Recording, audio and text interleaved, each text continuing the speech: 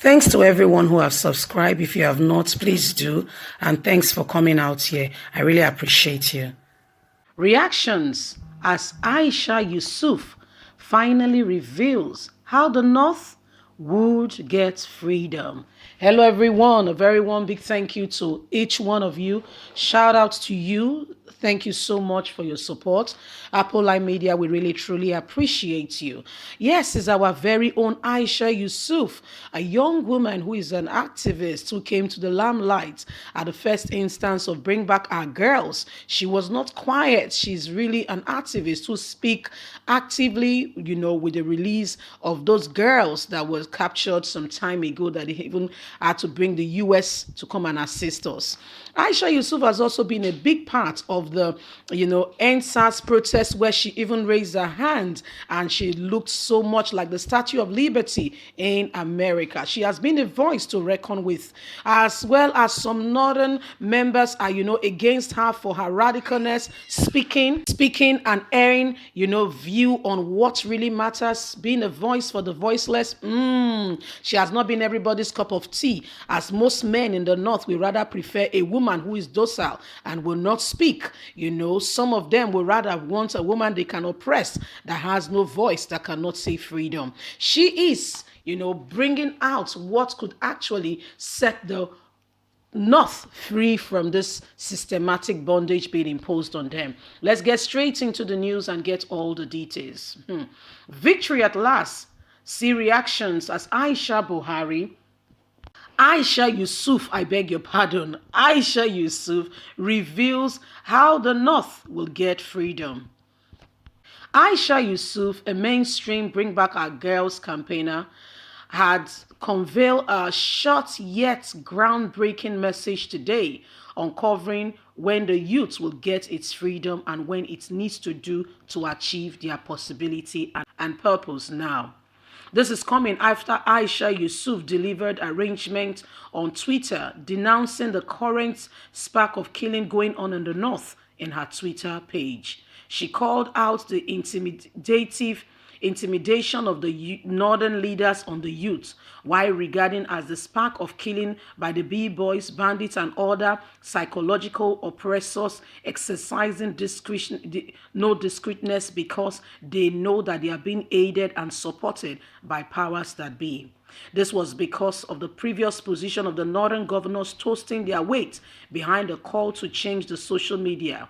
Aisha, at the point, delivered this tweet, causing them to note what they should zero on in the instant of the web-based media. See the previous messages she has sent, asking the youth to rise up. In fact, Aisha has been sending loads of messages since the beginning of the NSAS protests, revealed that she was mishandled online a couple of days prior to her part in the fight for the voice of the voiceless. Aisha has now been a lasting voice for the voiceless. Now the North would need to pick up independence from the insecurity and servitude that is going on. Tragically, the tormentment of their lives, deprivation of their very own property, destruction of their home and their ancestral lands. They need to stand up and speak up, represent a large dimension of what is really going on instead of following sheepishly like a sheep. A large number of her clients above the appeal has called on Aisha Yusuf to be discreet, while others say she's actually clamoring for independence from insecurity, adding that we need good leadership, economic to thrive, education, healthcare infrastructure, and general turn in the event. Undoubtedly, we are trusting that these same old leaders can do it. It is very a mirage, and really a mirage. What we need to do, youth in the North, stand up to what is right, stand up to truth, stand up to integrity. Put yourself together and know that change starts from you. Depending on these people will never bring the change. They don't intend you to see future. All they want is that you keep being below them. If you must thrive and become what you really desire, you must stand up for what is right. Hello, my people. So that is our very own Aisha Yusuf, the lady we said stood up and raised her hand in the likeness of the Statue of Liberty during the NSAS protest. She's a leading voice in government and in democracy today, as she's a fearless one who speaks against systematic and constant oppression by Nigerian government. She is speaking to the youth of Nigeria, especially the North, to say, rise up.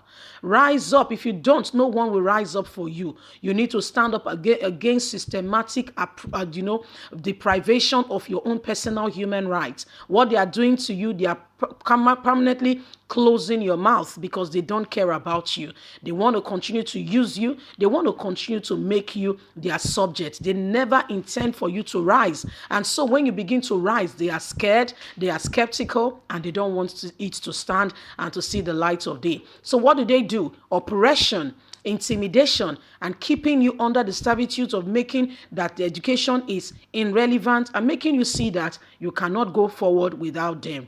They make you beggar, they keep you down, but you must rise up above this that is being pointed at you. Aisha Yusuf has not been a quiet voice in the media as to regards to what is going on currently in our democracy, especially in the North. In the North, you have some men who will want the woman to be constantly being oppressed. It's in the North, you have child marriage. And up till now, 60 years after Nigeria gained independence, some of them profess to be lawyers, to be doctors, to be nurses, even their wives well-read, yet nobody can actually move for the change and actually deliver these young girls from the constant oppression being imposed on them by the Nigerian northern elites and people. You see a 35 years, 40-year-old man marrying a girl of 7 years old. My dear, what kind of abuse is that?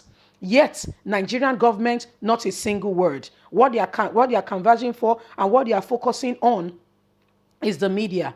They know that by the time these people get exposed, they will say, this is wrong. This is why this child is sick. This is why, this one lost her daughter, so I will not allow it. And this is what they don't want.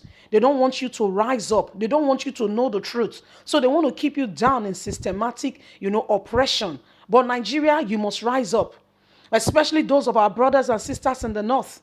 You have a voice. If truly they care about you, why are they not speaking against, no proper education for your children? Why are they not speaking against infrastructure? Why are they not speaking that education should become a priority? Why are they not making it a must that at least a child must go to primary and secondary school mandatorily? Why are they not doing that? Because they know that if you get education, you will revolt against them. Guys, leave us a comment. God bless you. Bye for now.